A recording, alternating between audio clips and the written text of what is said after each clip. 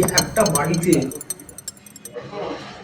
10টা লোক, তার ছেলে মেয়ে সন্তান সন্ততি নিয়ে 10জন, সে 10জনের মধ্যে 4জনকে রেখে দেবো আর বাদ বাকি 6জনকে উধাও করে দেবো। এই অমানবিক কর্মকাণ্ড দেখে আমরা খুব বিস্মিত হয়েছি।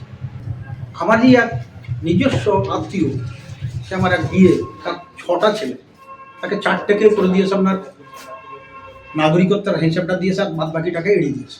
এইভাবে আমার নয়, একাধিক জায়গাতে এই জিনিসগুলো ঘটেছে। এবং আমরা দেখছি আমাদের ওখানে মুসলমান অধ্যুষিত গ্রাম 35% একবারে পুরোপুরিভাবে পরিকল্পিতভাবে এ বাদ দিয়েছে। এই অমানবিক। পশ্চিমবঙ্গের মধ্যে 3টে মুসলিম অধ্যুষিত জেলা, উত্তর দিনাজপুর, মালদা এবং মুর্শিদাবাদ, যেখানে 30%-এর ওপর, গড়ে এভারেজ 30%-এর ওপর কি হলো হিয়ারিংয়ে ডাকা হচ্ছে, যেখানে গোটা রাজ্যের মধ্যে অন্যান্য জেলার এভারেজ হচ্ছে 10%। তাহলে এই যে 30% লোককে হিয়ারিংয়ে ডাকা হলো এবং সেটা কিন্তু প্রাথমিক লিস্ট বেরিয়ে যাওয়ার পর, তার মানে এটা নির্দিষ্টভাবেই একটি কনস্পিরেসি এই মুসলিম অধ্যুষিত জেলাগুলোর বিরুদ্ধে এবং মুসলিম জনগোষ্ঠীর বিরুদ্ধে, এইটা আমাদের স্পষ্টভাবে মনে হয়েছে। তাই মুর্শিদাবাদ বন্ধ একটা মাইলস্টোন।